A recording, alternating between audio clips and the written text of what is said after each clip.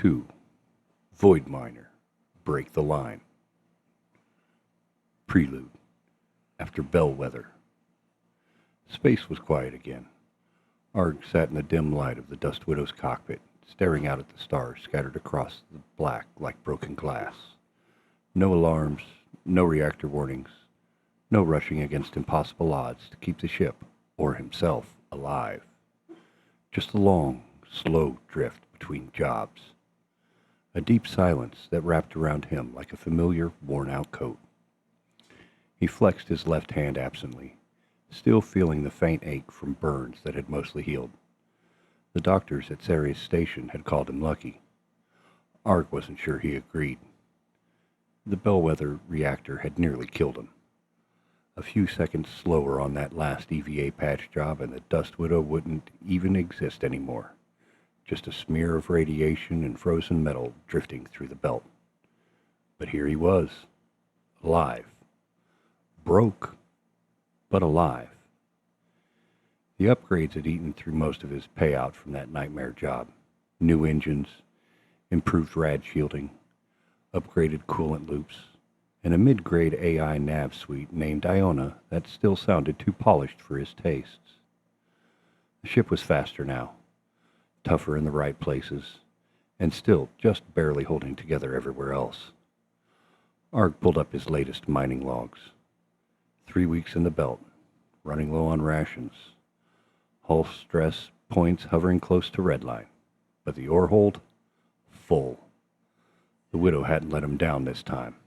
A good haul, one of his best. He let himself exhale slow, then reached forward and keyed off the exterior lights. The stars outside sharpened against the void. Somewhere out there, Caldwell Station waited, its trade ports hungry, same as always. Arg leaned back in his chair and closed his eyes for just a second. No heroics this time, he told himself. Just a clean sail. Get paid, refit, move on. The ship's engines thrummed softly as Iona's voice came through the overhead speaker. Captain, cargo capacity currently at 97%. Recommended action, initiate trade route. Arg smiled thinly. Yeah, he said, tightening the harness across his chest. Let's go get paid. Chapter 1. Full Hold. Arg Arsten crouched beside the ore intake valve, watching the last of the crushed nickel iron slurry drain into the compression tanks. The new load sensors blinked green along the bay wall, smooth and fresh compared to the rest of the ship's scuffed and pitted interior. Cargo capacity, 97.3%, came Iona's voice over the overhead speaker, calm, crisp, unmistakably artificial, but miles ahead of the Widow's last nav core. Arg wiped sweat from his brow with the back of his glove, staring at the indicator lights like they might suddenly change. Good enough, he said, pushing to his feet. His knees protested, same as always. The Dust Widow's deck vibrated gently under him as life support cycles kicked in for the first time in hours. Newer dampeners helped, but the Widow was still the Widow. Loud, temperamental, and one bad burn from shaking herself apart. Arg moved towards the console by the bulkhead and keyed up a diagnostics run on the cargo clamps. The display flickered for a second, old wiring, but then stabilized. No faults, no leaks. After 3 weeks in the belt, crawling EVA through rock fractures, burning through 2 mining rigs, and rerouting cooling lines twice, he had a full hold. A real one. Not scrap, not leftovers. Solid ore. High grade. Especially with the platinum trace metals he'd pulled from the last drift.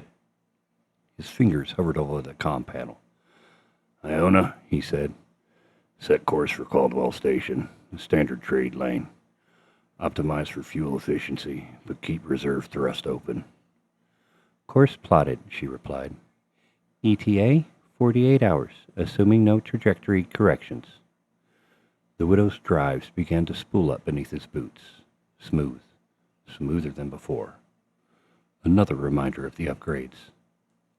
After Bellwether, after that near-death crawl through the reactor tubes, He'd put everything he had, every credit from that job, into giving the Widow a second life. Twin mid-core engines, new coolant loop, reinforced rad shielding, and Iona. Not some high-end station AI, but smarter than the glorified abacus that used to barely hold a nav vector. Her voice still threw him sometimes. Too calm, too human-shaped. But she did her job. Most days. Arg strapped into the pilot's seat, the console's dull glow lighting his face in the half-dark of the cockpit. He thumbed through the ship's diagnostic readouts as the stars outside started to smear with acceleration. Caldwell Station. Familiar. Predictable. Safe payday. He let out a slow breath and closed his eyes as the window surged forward. 2 days later, Caldwell Station floated in the viewport like a rusted-out spine. Modular cargo pods jutted from its midsection like broken teeth. A parade of haulers drifted in long holding patterns, stacked of battered mining rigs, tugboats, and converted survey ships, all sitting idle. Too many. Arg frowned. Something's off, he said. Iona chimed in. Long-range tactical analysis confirms non-standard orbital congestion. Estimated 34 independent haulers currently holding. More than usual. He flipped open the open comms trade channel. Pilots shouted over each other. Arguments with Caldwell Control. Docking requests denied left and right. Something churned low in Arg's gut as he keyed up his own comm. This is independent hauler Dust Widow. Registration Alpha 7 Tango, he said. Requesting trade berth for immediate law offload. Full ore hold. Static. Then a clipped, tired voice answered. Dust Widow, this is Caldwell Control. Negative on berth assignment. Ore intake is closed. Storage capacity exceeded. No purchase orders available at this time. Recommend diverting to alternate port. Arg blinked. No purchase orders? He repeated. Negative. Repeat. Caldwell is at maximum ore capacity. Divert or hold position. Next market update in 72 hours. The channel clicked dead. Arg sat back in his chair. A cold, familiar frustration settled in. He keyed into the trade board, watched his lowball offers scrolled past on screen. Small depots, nowhere near worth the risk and fuel burn it'd take to get there. But one listing stood out. Kovac Station. Immediate ore purchase. Premium rates. His eyes narrowed. 3 times Caldwell's average payout. That kind of money that could cover Widow's next maintenance cycle and then some. Arg flipped open the pilot forums. Warnings filled the screen. Kovac's locked down. Blockade's getting tighter. Core patrols scanning everything that moves near the approach vector. Iona's voice broke through. Preliminary route scans detects increased corporate security presence along all primary transit lanes to Kovac. Blockade status? Active. Arg rubbed his jaw. Thought about the 3 weeks he'd spent dragging this ore out of the rock. Thought about what dumping it for scrap prices would mean, and thought, against his better judgment, against Terra. Back during his Luna salvage days, when he'd been caught halfway between 2 collapsing comm towers during a storm surge, debating whether to jump for safety or hold and risk the collapse. She said just 5 words to him then, over the crackling comms. Pick something and move fast. Arg stared at the console, then at the Kovac listing, then at the fuel reserves. Finally, he keyed into Iona. Plot me a burn towards Kovac. A pause. Then, confirming course selection. Warning, corporate blockade enforcement is active. I know. The engines began to warm. Arg tightened his harness, pulled down the throttle control. As the Dust Widow turned away from Caldwell and toward the lane, Arg exhaled slowly. Let's see how bad they want to stop me. Chapter 2. Dead Options. The Dust Widow surged away from Caldwell Station, engines burning hot along the outboard vector. Arg sat hunched in the pilot's chair, eyes fixed on the new nav console with star patterns shifted with each correction. Kovac Station, 3 jumps out, 2 fuel dumps to make it, and 1 heavily armored corporate blockade sitting between him and the best payday he'd seen in months. He flipped through the open-source pilot boards, scanning every scrap of intel posted in the last 72 hours. Thread after thread, full of warning. Frigates posted at L4 and L5. Drone nets thicker than the last week's. Patrols running random sweeps now, no fixed intervals. Multiple interdictions, at least 2 ships seized. Arg rubbed his face with both hands, then leaned back with a sigh. It wasn't just bad. It was worse than bad. The usual belt runners and smugglers were already giving Kovac a wide berth. Even the small courier rigs, fast little needle boats that could burn hot and disappear on a dime, were sitting this one out. And Arg? He was sitting in a retrofitted Class B ore hauler with a stressed hull and a stubborn AI. Not exactly blockade runner material. Still, the Kovac trade beacon continued pinging out open buy orders. Triple market rate, immediate processing. He needed the credits. No way around it.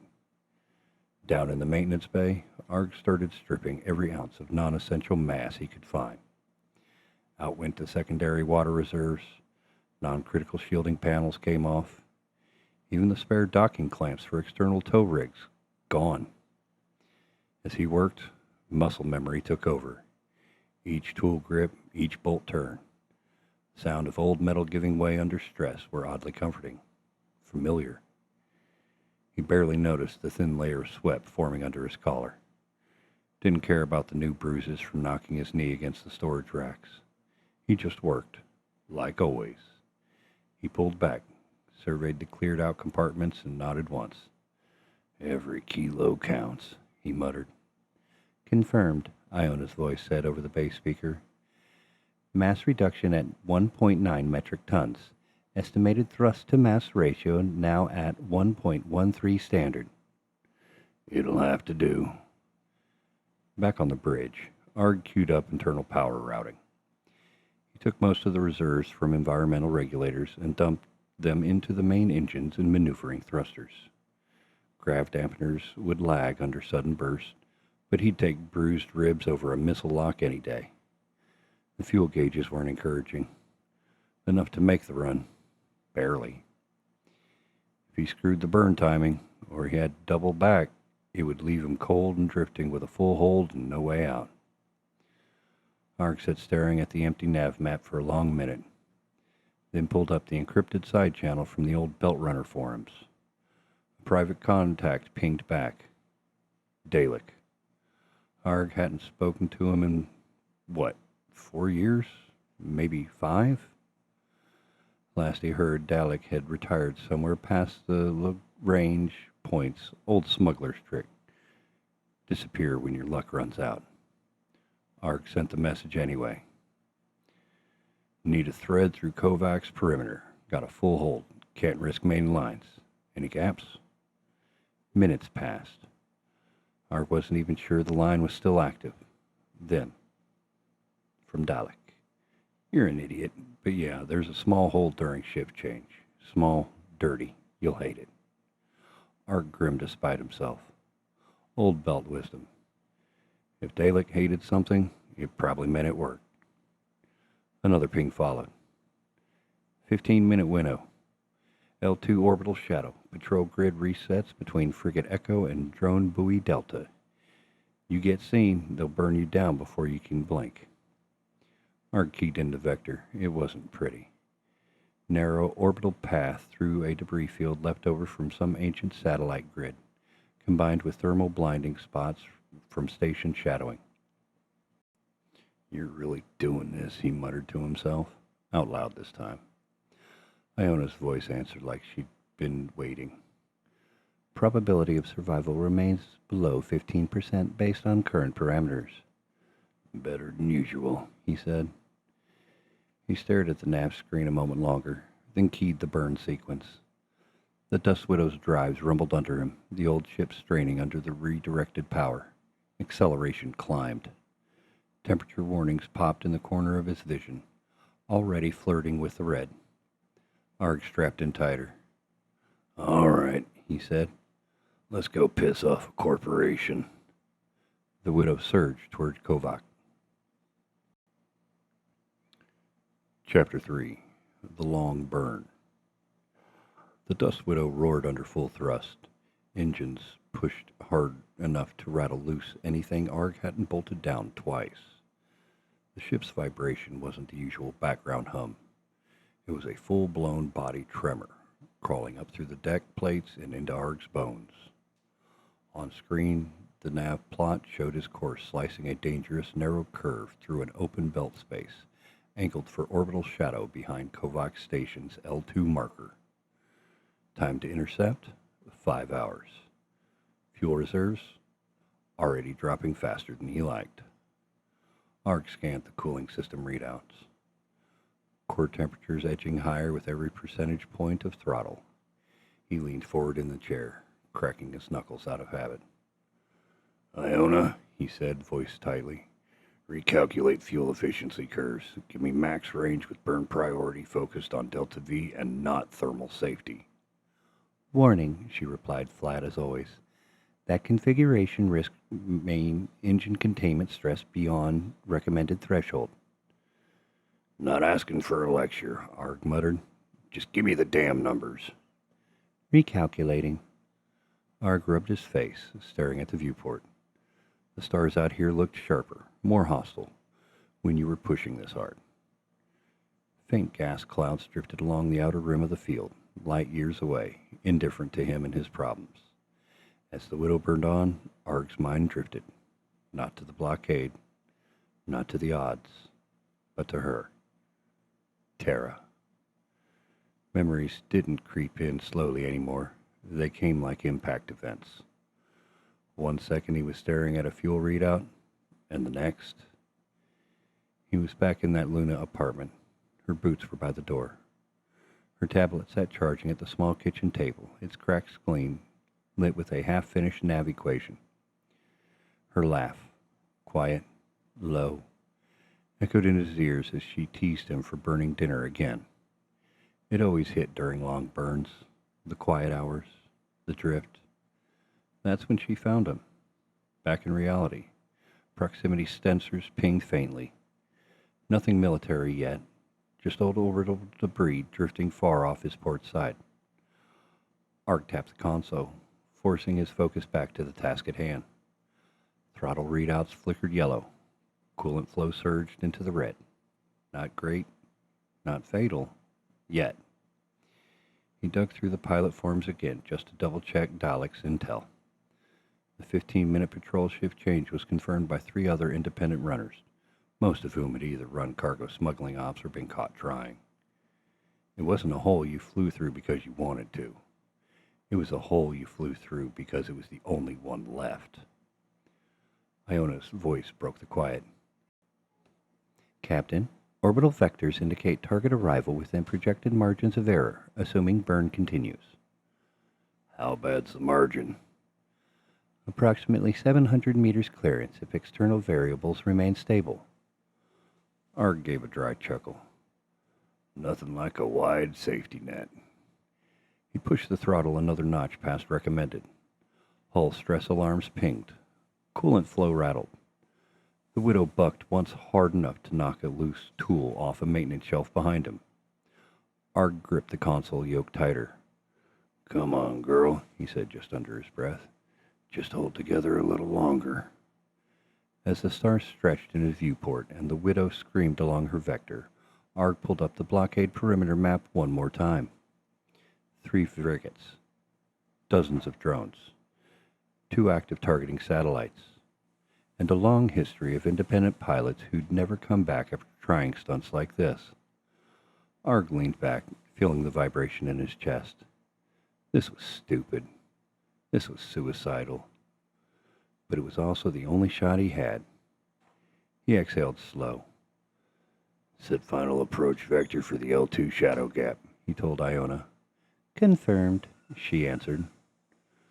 Arg stared at the timer in the corner of his display as it ticked down towards interception. 5 hours. No going back now.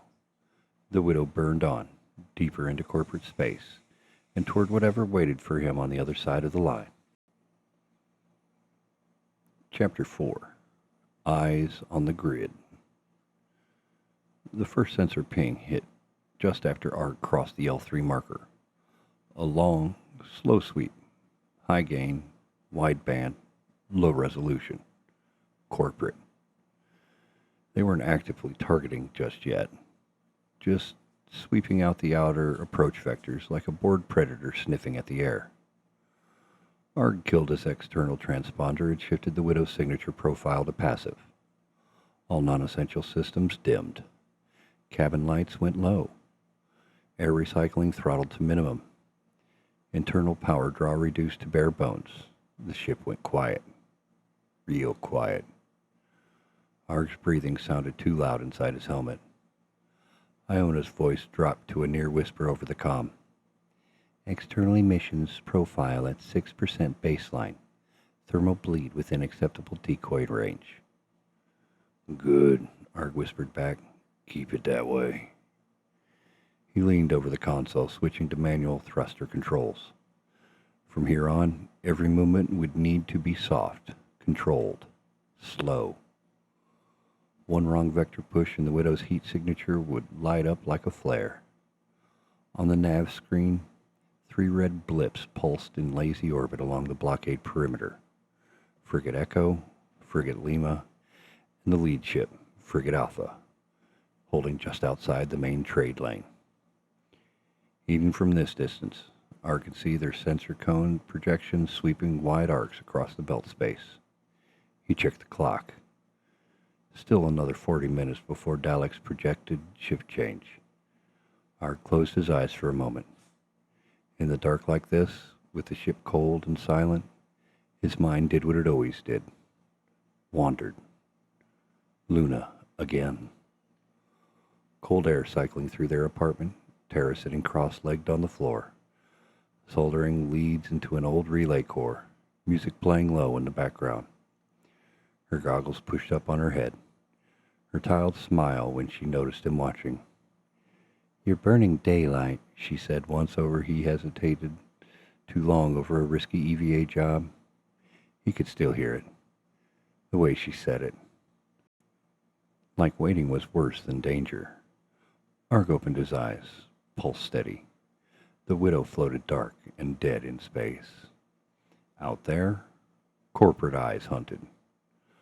Arg watched the rangefinder crawl down meter by meter.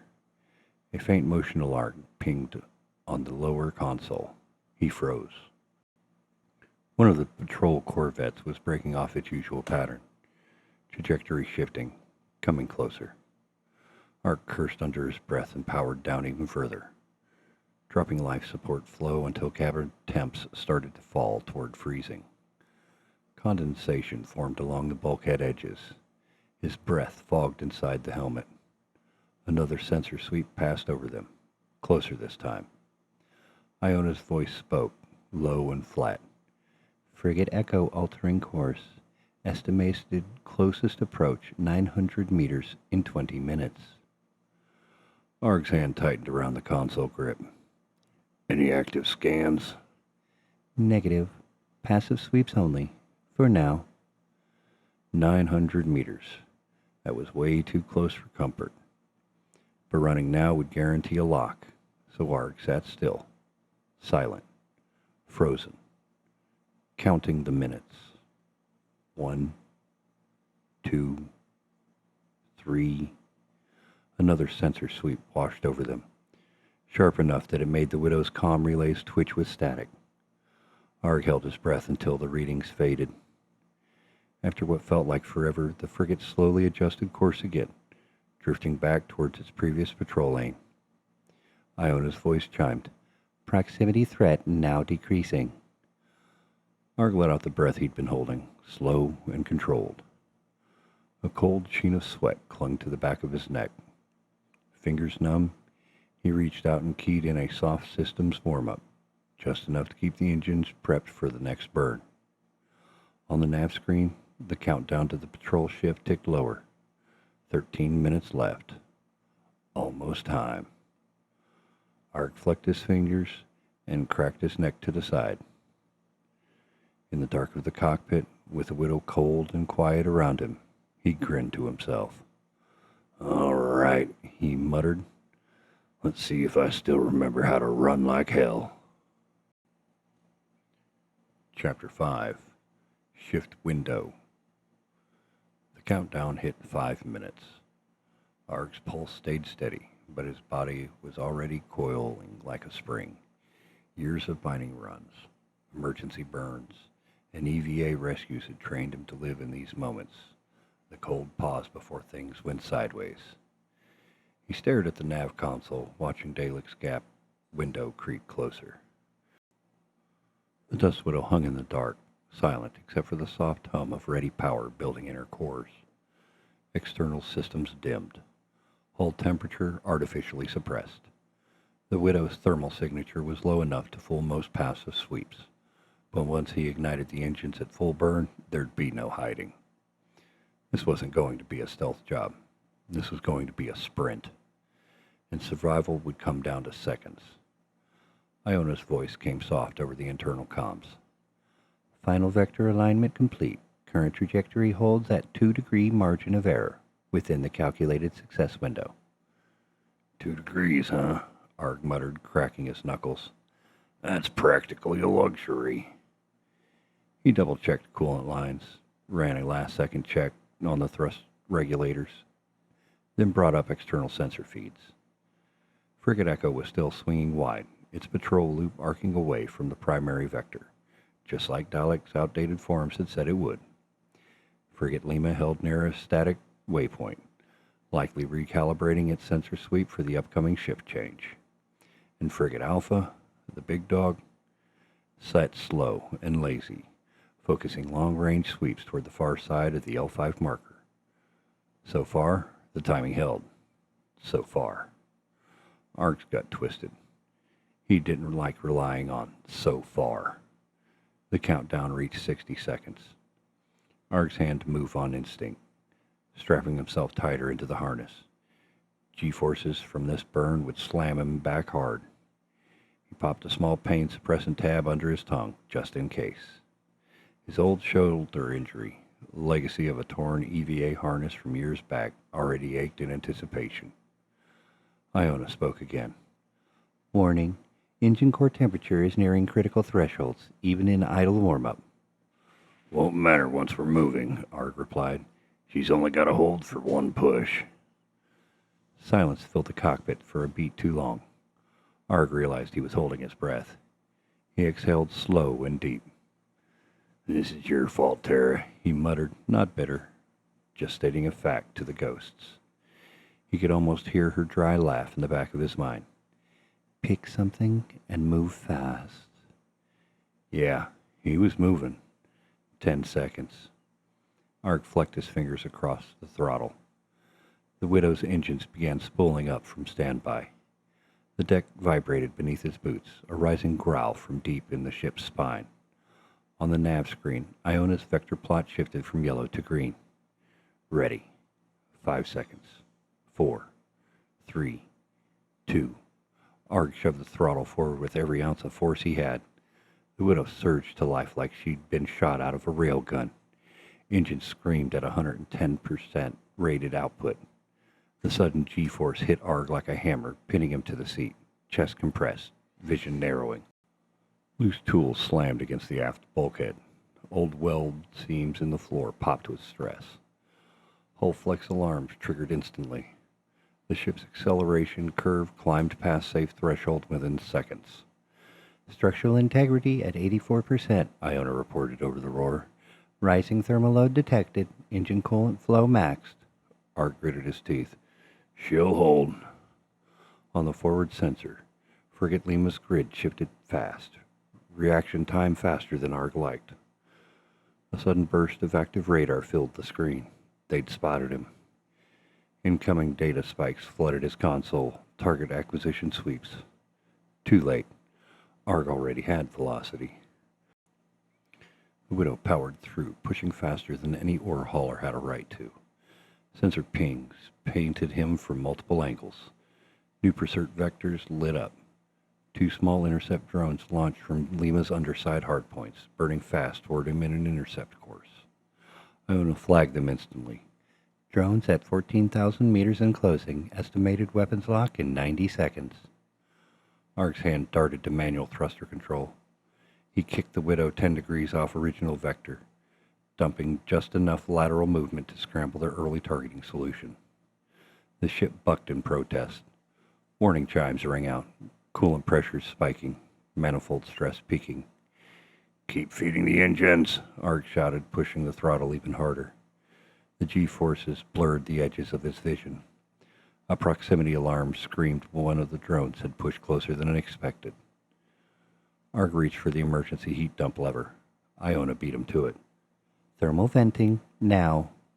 Superheated gas burst from the Widow's rear vent arrays, sending her skidding sideways through the vacuum like a stone skipping off water. The first missile, overshot by a dozen meters, detonating flash, blooming just off his starboard side. Shockwaves rattled the hull, but no penetration alarms. Lucky. Arg pulled hard on lateral thrusters, keeping his spin under control. 40 seconds to shadow entry, Iona called out. "Drone still closing?" "Affirmative. 18,000 meters behind. Closing. Delta dropping." Arg sucked in air through gritted teeth. He toggled rear cam views. Both drones burned hot, engines flaring blue-white. Too fast. Too close.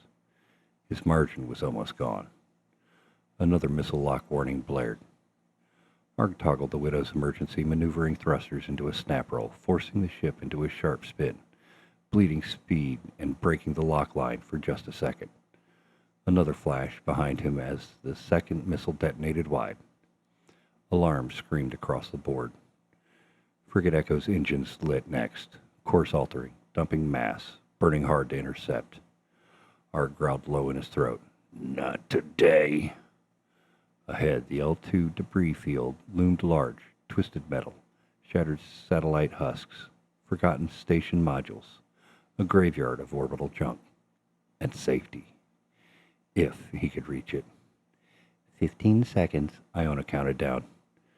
"Divert all reserve power to main engines," Arg barked. "Warning." "Do it!" the Widow howled. Her engines flared, blinding white, burning hotter than she was ever designed for. The bulkheads shook.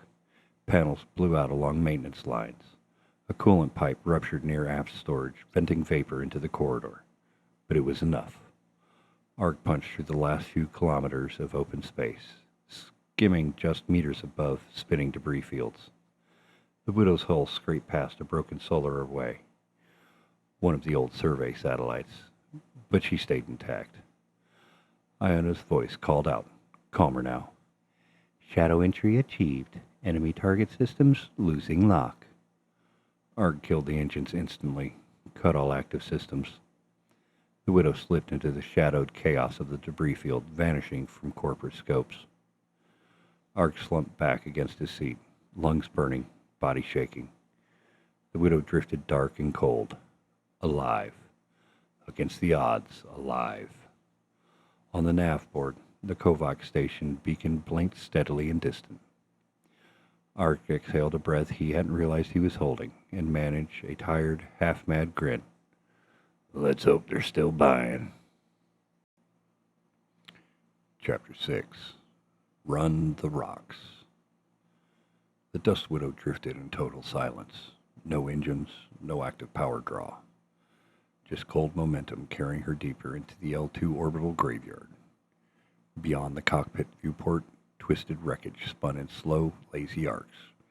Remnants of old comm satellites, survey drones, even the skeletal remains of the long-dead cargo barge that had probably been here longer than Ark had been alive. Chunks of metallic debris tumbled around him like jagged puzzle pieces, each one large enough to punch through the Widow's hull if he clipped them wrong. Arg leaned forward in the pilot's chair, sweat still cooling on his skin from the burn. His muscles trembled from the adrenaline crash, but there was no time to rest. Not yet. On the nav screen, his passive radar plot updated. Corporate pursuit units hadn't given up, not by a long shot. Frigate Echo was repositioning at the outer perimeter. 2 new scout drones had been launched and were sweeping the debris field's outer edges, running tight proximity sweeps. And worst of all, corporate search protocols were tightening. Variable range LiDAR sweeps, thermal net sweeps looking for afterglow from overtaxed engines, and targeted gravimetric sampling, which would pick up even minor mass displacements if he got too careless with the maneuvering thrusters. He had maybe 15-20 minutes of grace, maybe less. Iona's voice broke the quiet. Multiple search patterns converging. Recommend immediate microcourse correction to avoid predicted scan paths. Arg's hand moved automatically over the controls. Microbursts of nitrogen gas fired from the Widow's cold thrusters, giving him minute course adjustments, just enough to avoid entering the projected detection cones sweeping through the wreckage. Thermal signature status, he asked, still staring at the motion tracker. Cooling rates nominal. Residual heat dispersion holding below scan threshold for another 12 minutes, barring additional thrust events.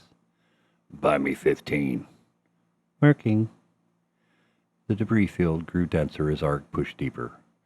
Wreckage drifted close enough that he could see pitted impact scars along hull surfaces, some still marked with old serial numbers and faded corporate logos. There, off starboard, a half-crushed mining tug, its forward bay caved in, still tethered to a broken ore container floating dead nearby. Some poor hauler never made it out. Arg flipped the thrusters again, tiny bursts, sliding the Widow sideways through a gap barely wider than the ship herself. Metal scraped along the starboard winglet. Sensors chimed a low proximity warning, but the Widow stayed intact, just barely. Arg wiped sweat from his brow and pushed a little harder on the stick. Another gap opened ahead, but this one tighter, spinning debris moving faster now. A snapped antenna array tumbled end over end, coming straight for his approach path. Arg didn't hesitate. He pulsed lateral thrusters again, twisting the Widow into a controlled roll, letting the array pass within meters of the hull. Closest pass, 1.2 meters, Iona nodded. Arg let out a breathless laugh. That's generous. He glanced at the search grid overlay again. The corporate drones were adjusting. Their search vectors were narrowing, moving closer to her position with each pass. If he waited too long, they'd box him in. If he burned too soon, they'd spot him. The only way out was through. All right, Iona, he said, cracking his neck side to side. Pull up every known mass pocket in this field, big enough to hide a heat bloom. Querying.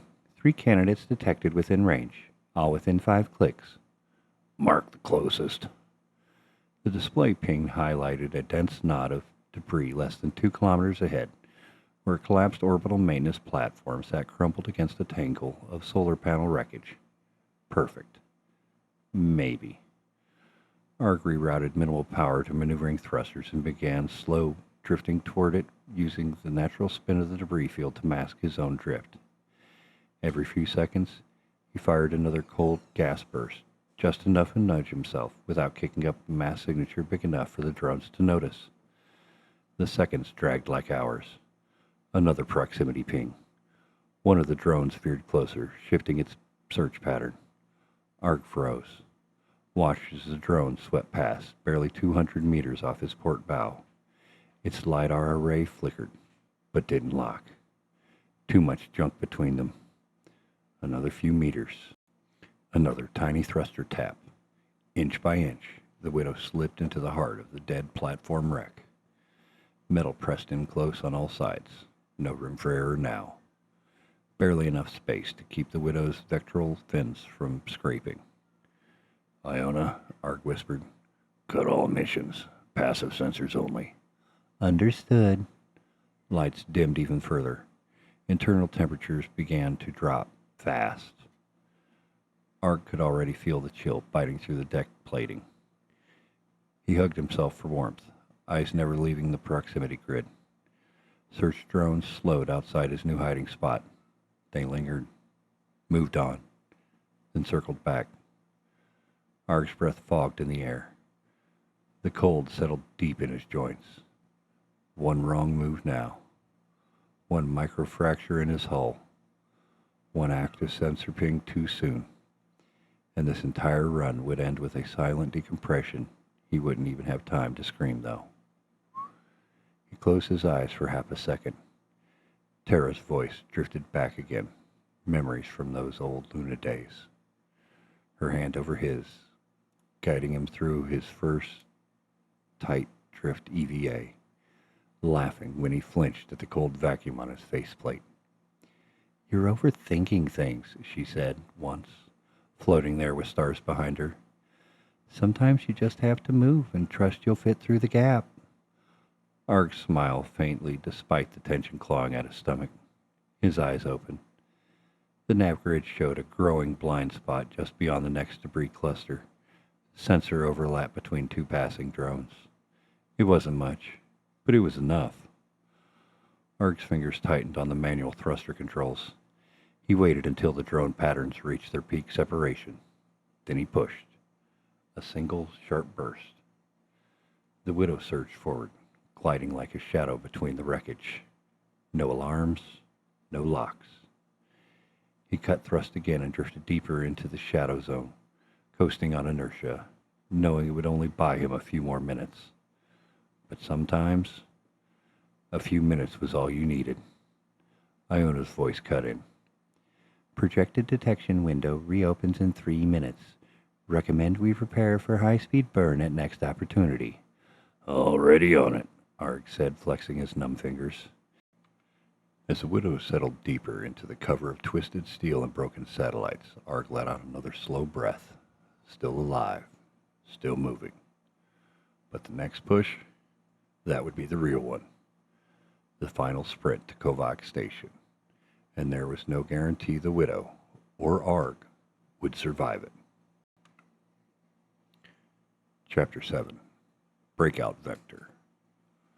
Arg sat stiff in the pilot's chair, staring at the tactical overlay as the corporate search grid began to close in again. 2 drones had looped back for a secondary sweep, their LiDAR arrays painting wide arcs across the field, sweeping closer and closer to his hideout with each pass. Worse, Frigate Echo had repositioned. The ship's mass signature loomed on long-range passive sensors, holding just beyond the debris field's perimeter, like a wolf circling a wounded animal. Arg cracked his knuckles. His window was shrinking by the second. "You seeing this?" he whispered. Iona's voice came soft but immediate through the dimmed cabin speakers. "Convergence zone narrowing. If you intend to break cover, your optimal trajectory falls within the next 180 seconds. Arg's gaze slid to the fuel readouts. Still ugly, but not fatal. Not yet. Hull integrity stat at 71% after the last overburn. His coolant reserves, almost gone. "Plot me a vector," he said, voice low but steady. "Shortest burn that gets me clear of the debris field and into a fast inbound tract for Kovac." Iona's processors hummed. "Course calculated. Direct burst at 87% engine capacity for 22 seconds, followed by a 6-second cooling phase, then another short correctional burn." Arg's eyes narrowed. "That's threading a needle." "It's the widest needle available given the current parameters." Arg allowed himself a thin smile. "Good enough." He pulled the manual override controls up on the console. Automated flight protocols wouldn't cut it for this. This would come down to instinct, reaction time, and how well he knew the Widow's every creak and stress point. He rechecked his harness, tightened the restraints across his chest and hips. With a few flicks of his fingers, he shunted emergency power reserves into the primary engines, sacrificing backup life support and half his internal comm relays to squeeze every watt of thrust he could. Another glance at the grid. The drones were shifting again, patterns tightening. 2 minutes until their sensor overlap boxed him in completely. This was it. No more hiding. No more waiting. Arg flipped the engine's safeties off. The console glowed angry red. Core temperature warnings flashed immediately. Didn't matter. He braced both hands on the throttle. Iona counted down in his ear like a funeral bell. Final course alignment in 5, 4, 3, 2. Arg shoved the throttle forward. The widow screamed to life, her engines igniting with a brutal surge of heat and momentum. The sudden burst shoved Arg back into his seat so hard his ribs popped. Vision tunneled. Blood drained from his head. But the widow moved like she meant it. Deck platings rattled. Large compartments in the storage bay burst open. Somewhere aft, a coolant line split with a sharp metallic crack, spewing vapor into the maintenance corridor. Arg didn't care. Didn't have time to. On the display, the debris field blurred past on all sides, razor-sharp wreckage missing the hull by meters at most. Arg rode the burn, keeping his hands locked on manual control, making micro-corrections by feel more than by instrument. The first drone tried to pivot, scrambling to acquire targeting lock. Too slow. Arg was already past its cone. The second drone got closer. Too close. Its missile pod doors opened just as Arg hit the pre-programmed roll. The widow flipped end over end, stressing her airframe almost beyond tolerance, but the mover threw off the drone's lock. The missile flew wide, detonating harmlessly in the wrecks behind him. Separation distance, 900 meters, Iona reported. Not enough, Arg growled. He forced another burst from the main drives. At this rate, the widow's engine cores would melt from inside before he got within hailing distance of Kovac. But quitting wasn't on the table. Alarms flared. Core containment reached critical thermal loads. Iona's voice cut back in, clipped and urgent. Primary engine temperature at 132% of safe limit. Structural failure imminent if burn continues beyond the next 10 seconds. Hold it together, Arg shouted. The debris field thinned around him. Beyond the last cluster of wreckage, open space waited. But so did Frigate Echo. The ship's forward batteries glowed, charging. No time to turn, no time to dodge. Arg flipped every remaining power cell into the widow's forward shielding, shunting emergency power from life support, comms, and environmental stabilizers. The cold of the cockpit deepened instantly. Breath fogged thick in the air. Metal panels under his boots creaked from rapid thermal stress. Arg pushed the throttle one last time, burning past every safety threshold the widow had. The widow shot clear of the debris cloud at just the wrong, or right, moment. Echo's targeting systems registered him too late for a full lock. The ship loosed a short-range kinetic burst, its railguns firing blind along Arg's projected trajectory. Chunks of hull armor blew out along the widow's port side. Warning sirens erupted. Atmosphere vented from compartments 2 and 3. Damage lights blinked across half the board. But the engines? They held. Barely. Arg kicked lateral thrusters, pushing the widow into a lopsided corkscrew, one final evasive motion to get out of the railgun's kill zone. The frigate's gun cycled for a second volley, but Arg was already gone. His momentum carried him fast and dirty along the high-speed inbound lane toward Kovac Station's outer beacon, within range, inside their no-fire perimeter.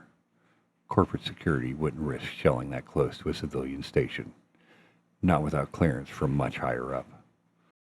Arg slapped back into the seat, panting, hands shaking.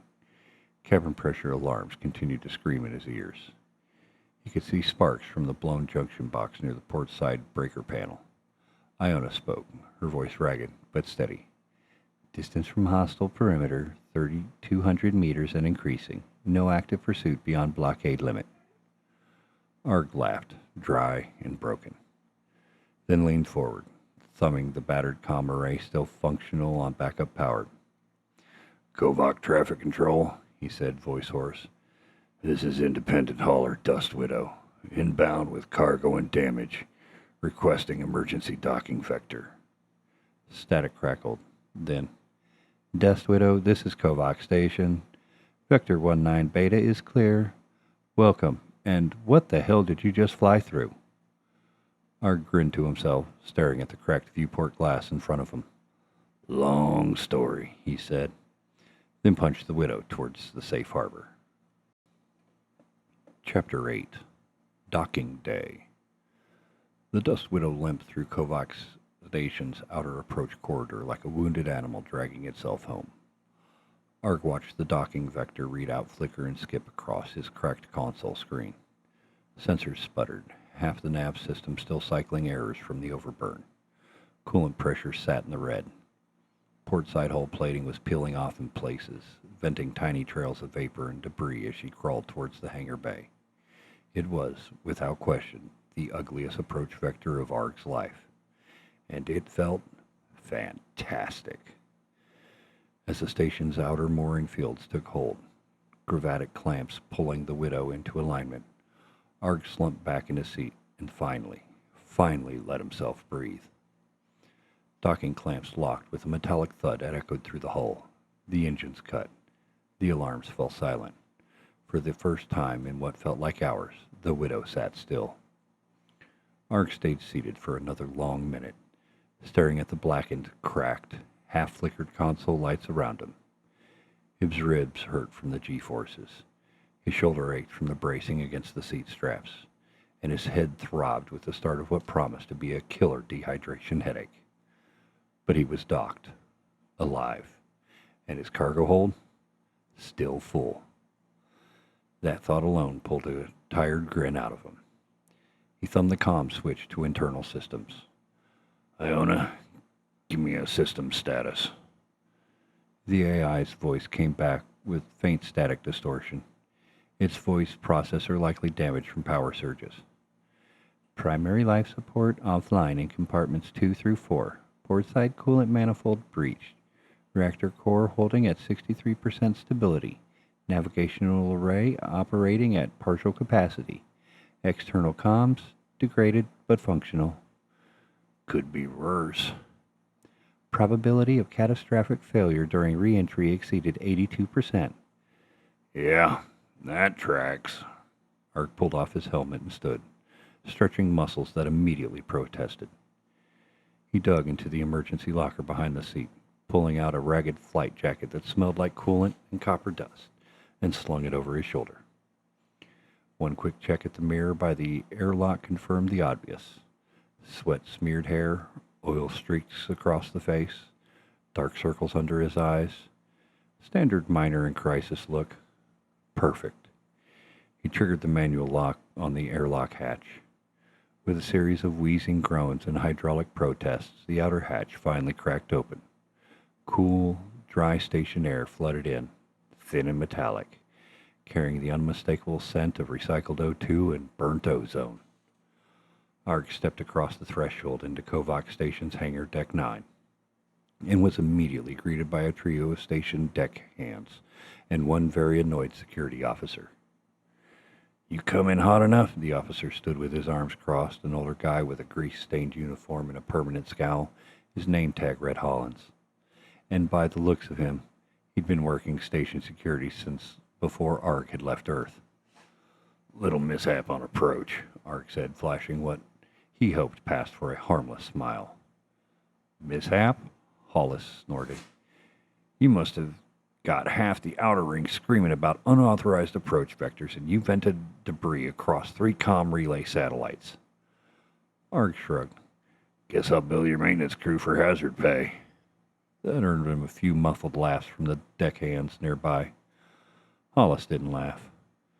Cut the jokes, Miner. Your ship's flagged with 4 different proximity violations, 2 near-miss collision reports, and 1 weapons discharge alert from a Helix patrol frigate.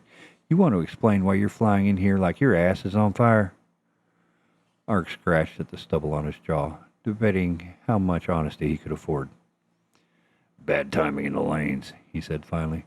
Found myself in the wrong place at the wrong time. Just wanted to make port before the Widow gave out. Hollis stared at him for a long second, then jabbed a throng towards the cargo hold access ramps.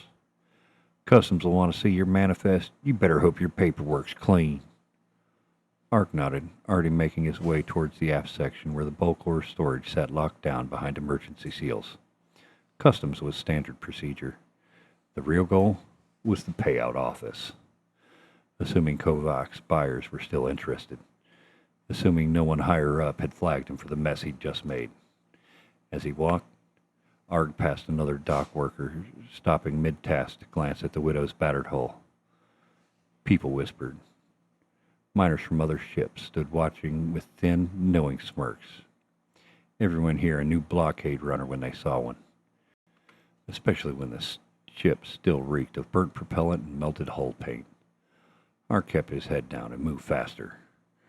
20 minutes later, after a rushed customs inspection and 3 rounds of increasingly annoying, bureaucratic questioning, Arg stood outside the station's central trade office, waiting for the station's buyer to review his cargo logs.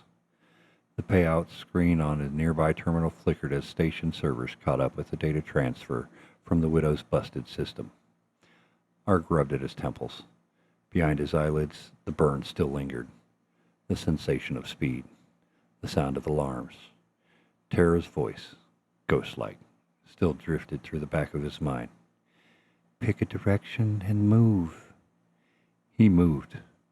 Now all he could do was wait. The trade officer's voice finally chimed through the speakers. Cargo manifest confirmed. Standard grade nickel iron composite. Total hold weight 1.8 metric tons. Market rate adjusted for delivery risk premium. Arg's ears perked up at that. Comes to a total payment of 174,000 credits. Confirmation code pending. Arg blinked. That was more than he expected. A lot more. Apparently Kovac's station wasn't just eager. They were desperate. He let out a slow whistle and leaned back against the bulkhead. Finally. For the first time in weeks, the knot in his gut began to loosen. Credits would buy repairs, supplies, fuel, maybe even a few hours of sleep without alarms blaring in his ear. Arg smiled to himself. Then just as the payout confirmation appeared on the terminal screen, another notification flashed up. This one with a red border and a station-level priority tag. Arg's stomach dropped. He read the text once, then again, then cursed under his breath. Notice. Station control lock initiated. External dock departure privileges revoked pending corporate oversight review. Translation. Helix knew where he was, and they were coming. Fast. Chapter 9. When the suits come knocking. Arg stood frozen in front of the terminal, the station notification still flashing like a warning beacon at the edge of his vision. Dock departure privileges revoked. The words felt like ice water poured straight down his spine. In 9 years working the belt, this had never happened to him. Fines? Sure. Delayed manifests? Of course. Threatening message from overzealous station controllers? Weekly occurrence. But this? This was different. This meant Helix Corp wasn't just angry. They wanted him contained. Arg let out a slow breath, shaking his head. Well, that escalated. Iona's voice crackled in his ear through the window's short-range comm link patched to his suit collar. External departure locks confirmed across all Kovac mooring base. Station protocol priority listed as external corporate oversight. Urgent. Yeah, figured. Arg stepped away from the terminal, casually glancing around the trade hall. A few dock workers loitered nearby, pretending not to notice the flashing lock notification on the public manifest board. But they noticed. Every miner in here knew what that red border meant. One old-timer by the corner supply kiosk gave Arg a slow shake of the head, like a silent warning. You just kicked the wrong hornet's nest, friend. Arg didn't wait around. He moved. Fast. Kovac Station wasn't big, but it had its hiding places. Back corridors, maintenance tunnels, emergency access shafts where station security rarely bothered to patrol. Arg ducked into one of the old supply access routes near Cargo Bay 3. weaving past half-covered crates and forgotten repair drones, making his way towards the maintenance level below docking ring B. He needed space to think, options to breathe, and time. Time to figure out what the hell he was going to do next. His mind raced. Best case, this was a bureaucratic overstep. Some mid-level Helix functionary flagging him for paperwork violations, overstepping their authority. Worst case, Helix had already sent a team. Corporate investigations. Black badge types. The kind that didn't ask twice before making people disappear from stations like Kovac. Arg cursed under his breath and pulled up Iona's network status overlay on his portable pad. "Talk to me," he whispered. "Monitoring station comms," Iona replied. "Encrypted Helix data burst detected. Contents obfuscated, but header data suggests inbound security team scheduled for docking within the next 90 minutes. 90 minutes. Not much time. Arg swore again and kept moving, ducking past a pair of oblivious cargo techs pushing a grav cart stacked with oxygen canisters. A few more corridors and he found an old equipment locker, logged and abandoned by the look of it. The door stuck halfway open, but Arg forced it the rest of the way with a grunt and slid inside. Dust. Loose cabling. An ancient ventilation grate half rusted through. Good enough. He sat on an overturned storage crate and took stock. His ship was locked to the deck. Departure clearance revoked. Station security wasn't on him yet, but that wouldn't last long. And soon enough, Helix suits would walk off their shuttle and start asking hard questions. Arg let his head rest back against the cold metal wall and closed his eyes. Tara's face drifted up again from memory, years ago. Standing in the cramped kitchen of their old lunar flats, hands on her hips, giving him that look after he'd gotten caught running hot cargo for a salvage crew. "You think you can just bowl through every problem you make for yourself?" Arg opened his eyes and chuckled under his breath. "Guess I haven't learned much." His portable pad buzzed. Incoming station-wide advisory. He swiped it open. Notice. All docked vessels subject to external manifest audit. All crews must report for in-person verification at Central Security Hub within 30 minutes. Failure to comply will result in detainment. Arg sat up straighter. Great. Now it's official. He knew how these things worked. First they'd locked your ship, then they audited your cargo. Then they sat you in a small windowless room with two suits who smiled a lot and took notes while they asked the same 5 questions 100 different ways. After that, they either let you walk, or they put you on the next outbound freighter in a sealed cargo container. Or worse. You checked his dwindling list of options. Run? No chance. Not with the window locked and every airlock under corporate security watch. Fight? Not smart. Not here. Hide? Maybe. But not for long. His only real play? Lean into it. Act dumb. Play the tired, overworked minor card. Let them ask their questions and hope they hadn't put the bigger pieces together yet. Because if they knew the full story, if they knew he'd busted their blockade, outrun 2 patrol drones, and broken through frigate's Echo's perimeter by sheer stubborn will and a burned-out drive core, then no amount of small talk or fake ignorance was going to save him. He stood, brushed the dust off his jacket, and made his way back towards the central lift. "All right, Iona," he murmured. "Let's go meet the suits." "Shall I prep legal defense protocols?" the AI asked dryly. Arg smiled. "Nah. Let's see if they like my charm first." The lift doors hissed open, and Arg Arsten stepped into the path towards his next disaster. Chapter 10. Interrogation Room. The Central Security Hub on Kovac Station looked exactly like every other station security center Arg had ever seen. Gray walls, bad lighting, and the constant smell of stale air filters, barely keeping up with the human sweat and recycled oxygen. The waiting area had rows of metal benches bolted to the floor, all uncomfortable by design, as if to remind you that this wasn't your home and you weren't here by choice. Arg sat with his hands loosely clasped between his knees, eyes half lidded in a practiced display of minor fatigue. Let them think he was just tired. Let them underestimate him. Station guards moved back and forth in the background, running IDs, processing manifests, and directing other unlucky dockhands and haulers through the holding queue. But Arg wasn't waiting for station security. He was waiting for the suits. And right on cue, they arrived. 2 of them. Both wearing Helix Corps issued field investigation uniforms. Black tactical jackets with silver lapel pins bearing the corporate security insignia. The lead investigator was a tall, lean woman with short-cropped hair and expression carved from stone. Her badge read Supervisor Keeney.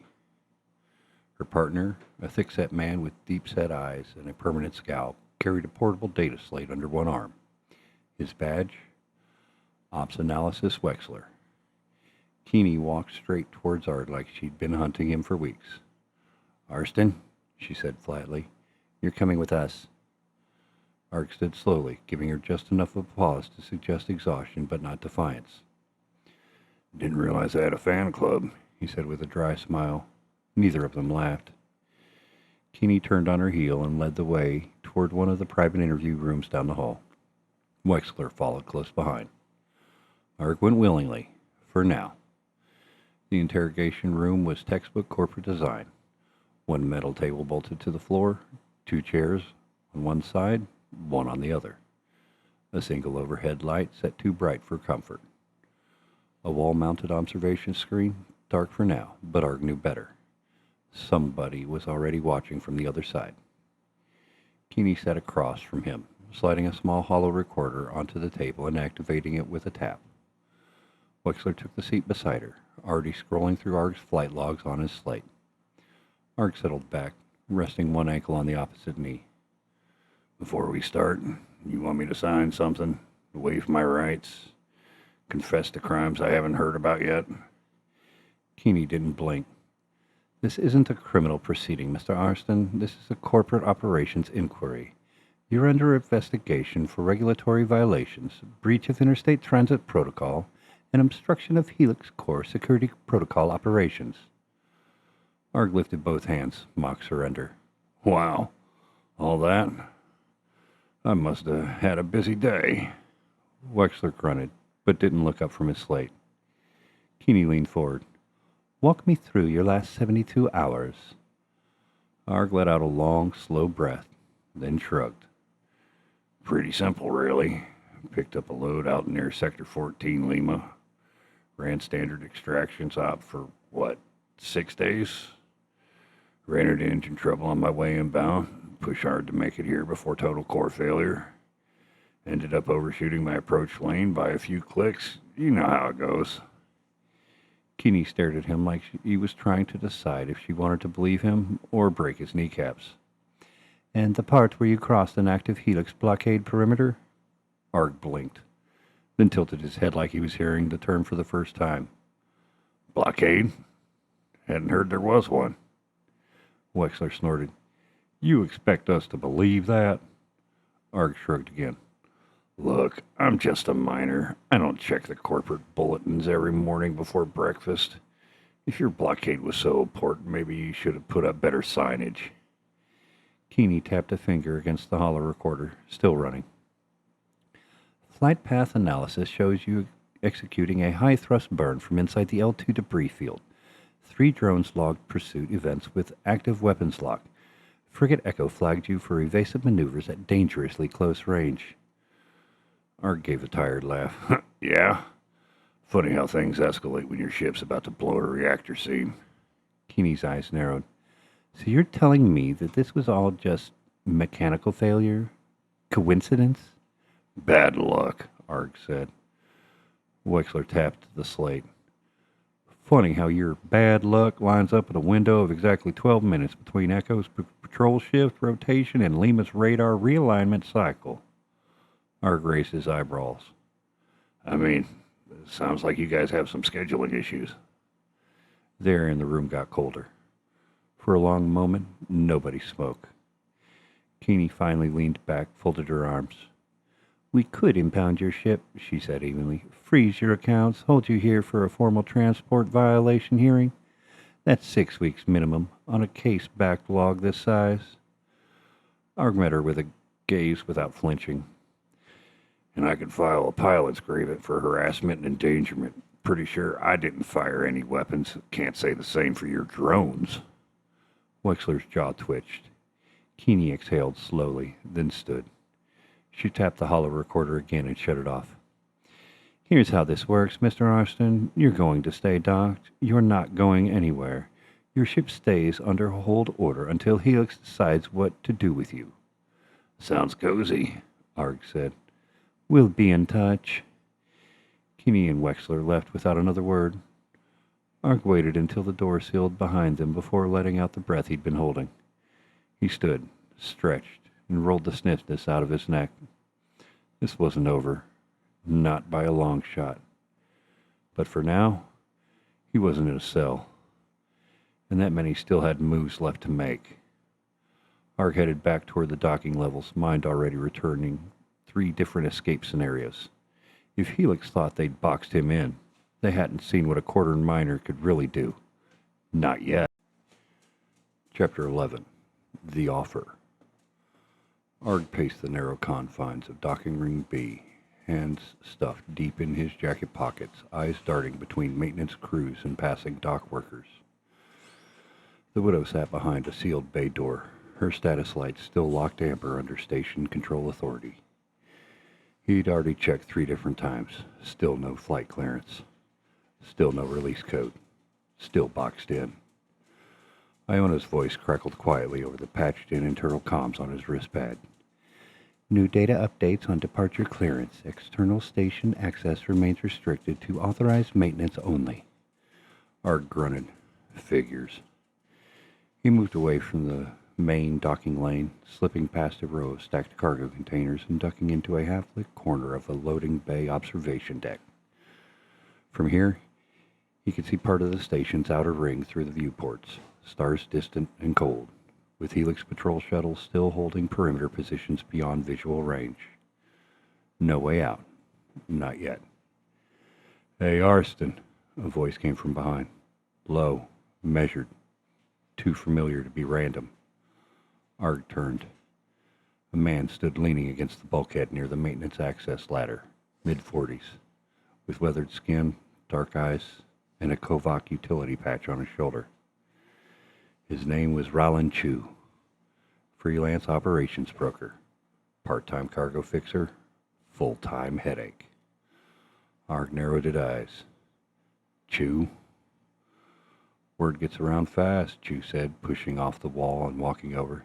Especially when some dumb bastard runs a Helix Blockade and parks his busted hauler in my neighborhood. Arg crossed his arms. You here to sell me a used grav coupler again? Because I'm not in the mood. Chu gave a tight grin. Not this time. Got something better. Arg tilted his head. Go on. Chu glanced around, making sure no one was close enough to overhear. Then leaned in. I know you boxed in. I know Helix slapped your ship with a hold order so fast your AI is still buffering. I also know that you haven't filed formal charges yet, which means they're still stalling. Thanks for the recap, Arg said dryly. Chu ignored him. Thing is, there's always someone willing to pay for a pilot who knows how to push back, especially one with your recent credentials. Arg felt the hair on the back of his neck rise. I'm not running contraband for you. I didn't say anything about contraband. Chu raised both hands, mock innocent. This is about moving a sensitive package off station. Legitimate work. Mostly. Better than sitting here waiting for Helix to finish sharpening the knives. Arg's stomach tightened. He'd heard this pitch before. 6 times in 6 ports. And it never ended clean.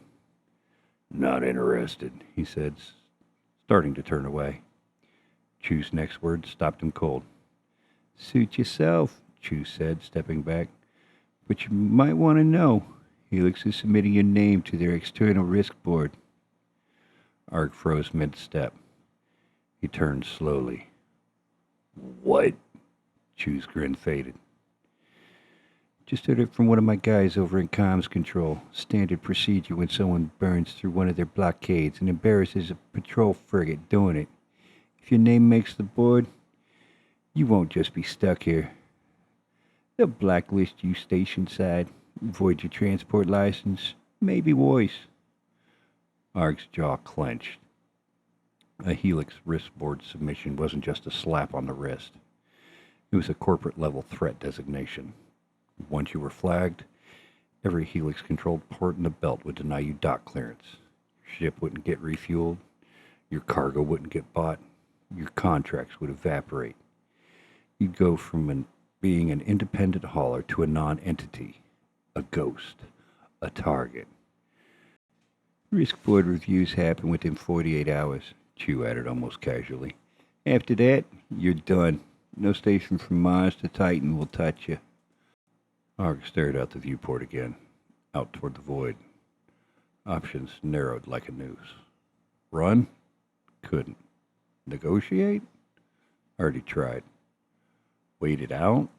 Risky. Very. Chew pulled a small data stick out from his jacket pocket and held it out. Here's a job.